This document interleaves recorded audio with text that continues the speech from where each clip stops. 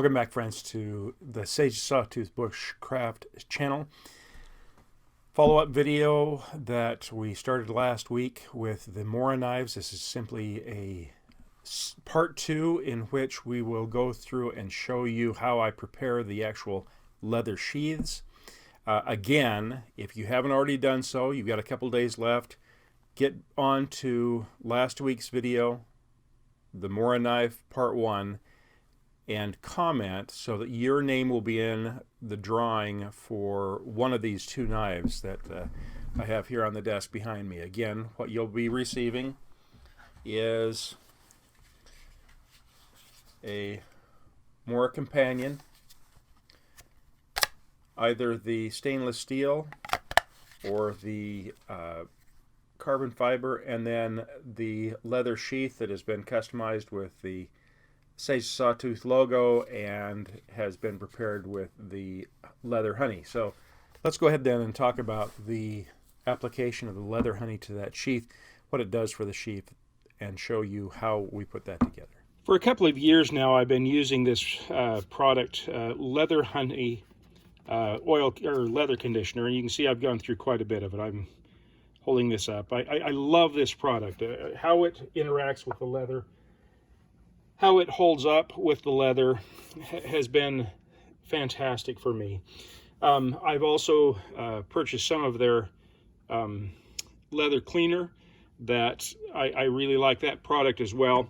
I found that one of the ways that I can use it most effectively is in some kind of a dispenser, and I got on Amazon. I will go ahead and put a link to the leather honey, to the MoraKnives, to the sheaths, all of these things in the description of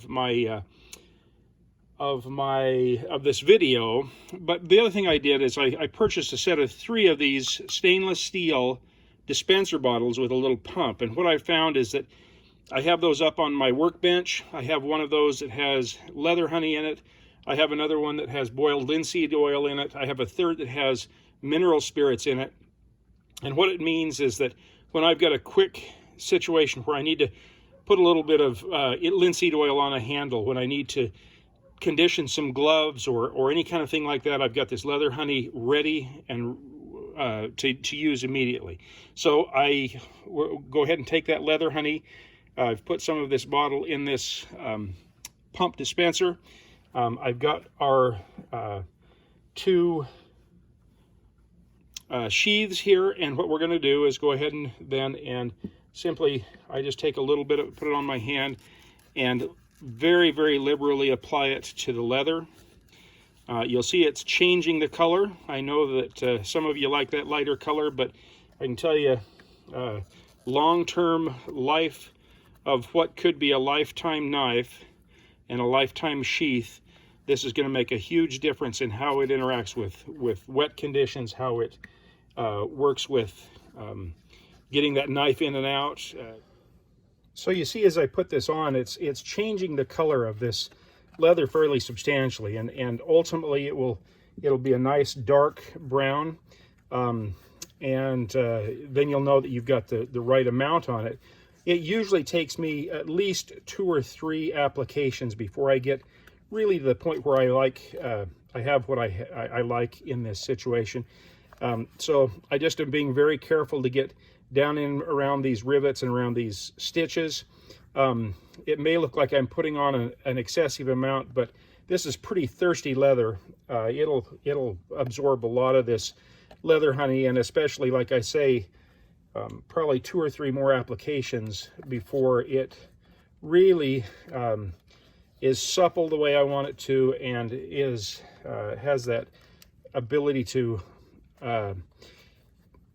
not get wet and to stay supple even after it gets wet.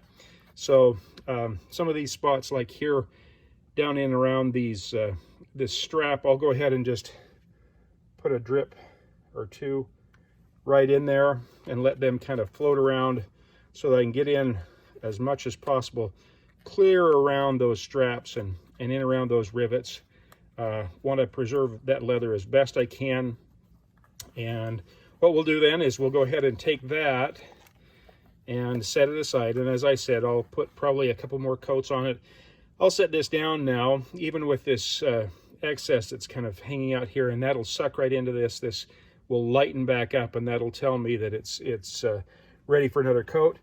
Take the next one. You see, just by touching this, I've got enough of that on my hands that it's going to make a difference. But I'm going to go ahead and, again, just apply it to this second sheath, a sheath that some lucky winner is going to get as a part of the 5,000 subscriber drawing here on Sawtooth Bushcraft.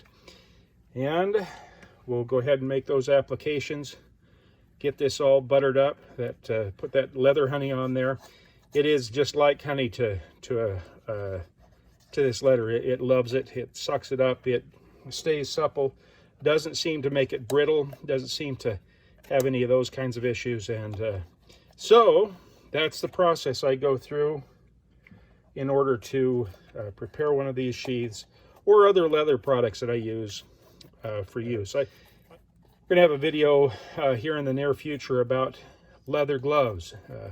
And I've found that, never thought of it before, but when I apply some of this leather honey to those leather gloves, they hold up much longer, stay more supple when I'm working in the garden and get them filthy dirty with mud and other dirt, those kinds of things. They just seem to hold up an awful lot longer. So I've got a lot on my hands. You can see that the first one I did is starting to lighten up again. I don't like to waste this stuff, so instead of wiping it off on a paper towel, I'll go ahead and wipe it off on this first sheath. One of the things I've had a few times when I've put it on heavily like this, not usually the first coat, unless I just work with it and work it into the leather. Sometimes I'll get a little bit of a buildup. I think it's got some beeswax in it, and some of that beeswax will solidify on the outside. You can just wipe that off with a paper towel. So I'm just cleaning up my hands. As I said, we'll make 2 or 3 more coats, applications of this leather honey on these sheaths before we send them out. But that's the process. I just want to thank you again for subscribing to the channel, for watching these videos. Hopefully they're helpful to you. If they are, share them with your friends. Invite your friends to subscribe to the channel. We're continuing to grow and hopefully provide information that folks don't have out there to sustain their life and to enjoy their life in a way that maybe they haven't in the past. So, Clinton Miner from Sawtooth Bushcraft, we are preparing these knives in a way that they will hold up under adverse circumstances and serve us well, likely for a lifetime. And preparation, that's the key, because as we say here at Sawtooth Bushcraft, if you're prepared, you're never really lost. Thank you. Just a little side note here, I wanted to share with you. These are the sheaths that I put one good coat of the leather honey on. That was about 2 hours ago, and you can see that it's on the one on the left, it's absorbed almost all of the leather honey. The one on the right is the one that I did first, and then when I finished the one on the left, used to clean my fingers. So you can see it's got a little deeper tint, took in a little bit more of the leather honey. I'll go ahead and put a couple more coats on those, but I just wanted to show you the process and how much this very dry leather absorbs that conditioner that will help it last longer and be less susceptible to moisture.